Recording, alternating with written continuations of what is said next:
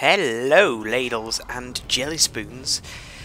This is Aegis, and I'm going to be doing a little commentary. And I'm not used to doing commentaries anymore because I've been out of practice for a few days, so I'm going to be a bit rusty. But as always, I start for the spawn triple, which I can't say anymore that I haven't hit it, but it's high rise. So let's be frank, it's not too impressive. Anyway, today I'm going to be talking a bit more about my passions, about physics and about biology and about the chances of human life and inevitably about God. And as you already know, I believe in God, but my definition of God is very strange and somewhat too thought out, I guess. I don't conform to any religion. I have a different sort of set of rules for myself and for my inverted commas religion.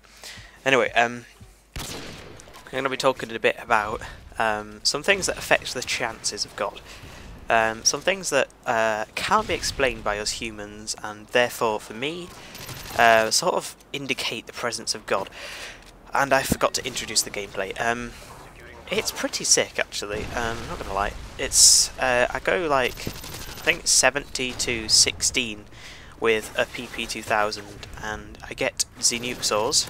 It's not going to be my NWAGs episode because I'm going to continue that when I go back to school, and I'll be able to get another PP2k Nuke because it's a flipping sick gun, to be honest.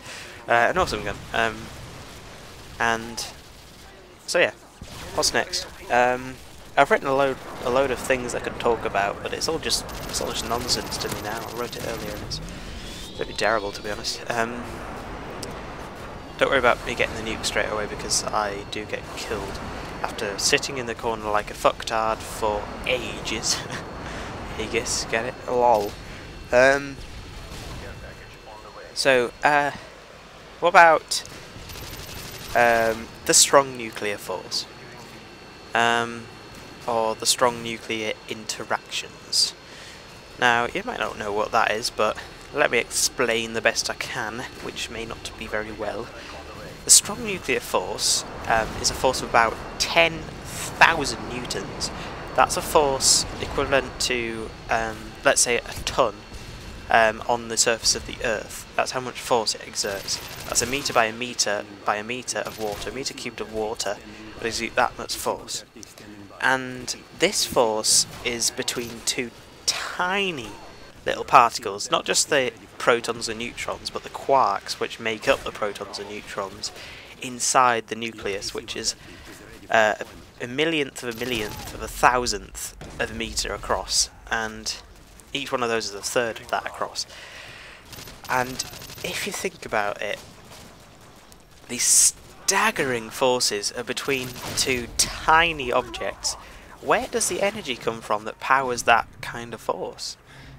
You ever thought about that sort of thing? Because for me it really does signify that there's got to be something else that that is controlling this sort of thing. And how on earth can something so powerful exist in such a tiny space? And for me that sort of demonstrates the existence of God, and that there was a failtage moment. Walked right into a claymore, heard it click, and could think of nothing to do, so nice one, Aegis, nice one. So how did that sort of force come about? I have absolutely no idea. Another thing to balance that, to counteract that argument, was if we were created by a god, who created God? Who created that god even? Because if we were created by a god, that god would have had to be created, and that thing that created that would have to be even more complex than the god we think of as a god. And it just goes into an infinite spiral, ever getting increasingly more difficult to explain. And therefore, the Bible tries to explain it away by saying God was begotten, which means he was never created, he was always there. And that's a pretty bad explanation, and I don't believe in the Bible anyway. I don't believe in most of it, but I think a lot of people take inspiration from it, and we shouldn't ignore such an artifact because so many people have based their morals off of it. How about the dark matter that makes up our universe? it said that 80% of our universe is dark matter, because we can work out what's missing, what mass is missing from the universe that we can't see by gravity, because gravity is affected by mass, and we can see some, like, what's affected by it. So it's not too difficult to work out. Well, I say that, I'm just being a bit retarded, because actually, yes, it's very difficult to work it out. But there you have it.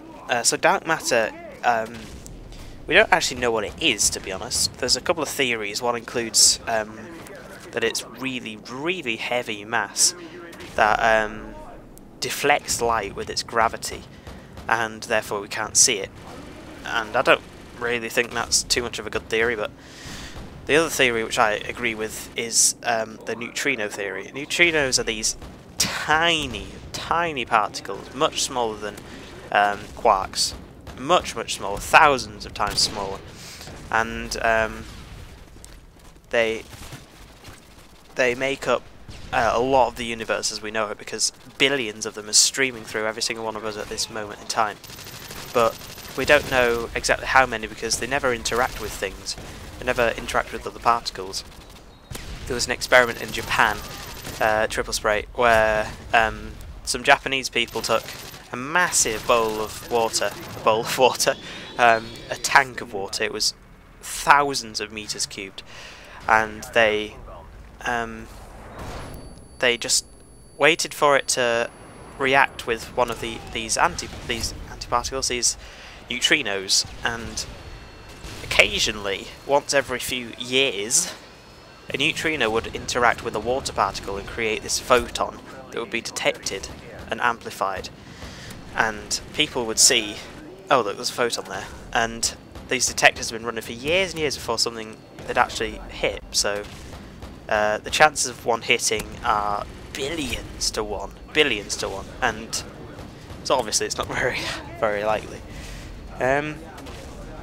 I don't know if you guys know about the 4 fundamental forces.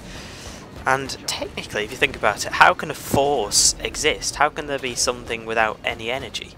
Because these forces don't require energy, which is very strange if you think about it. And the reason we don't know, what we know is that photons are the exchange particles in gravity. If the sun suddenly disappeared, we wouldn't stop revolving around it at once. We'd take 6 or so minutes to stop revolving around the sun. And here I was celebrating because I got my thing and failed again. Nice one, Aegis. So the exchange particle for gravity is the photon, and there are 4 fundamental forces, as I've said. There's the gravity, electromagnetic force, which is, you know, magnets and negative and positive charges that attract and repulse. The strong nuclear force and the weak nuclear force. The strong nuclear force binds these antiparticles, these quarks together, and as I've just said, and the weak force is involved in fusion and radioactivity in atoms. Fusion is sort of the fusing of 2 particles, and it creates energy by the bonds, by the energy stored in the bonds. And fission is the opposite of that, and obviously they're trying to make a fusion reactor, which is supposed to be really, really high in energy, but would require loads more energy to start up than it would give out, so it's not economical at the moment. What else can I talk about for a while? The multiverse theory. Someone told me to talk about that in my last physics commentary. The multiverse theory basically states that everything has happened and everything will happen that can possibly happen. So in one universe, I just said something completely different, and I just said something slightly different, and there are trillions of universes just trailing off each other every single nanosecond, femtosecond even, and everything can happen in each universe. Something different happens in every single one, but everyone exists, and that's the point. The bubble theory is a theory that we are just a tiny bubble in space-time, and that our universe will implode and explode in a matter of tiny seconds.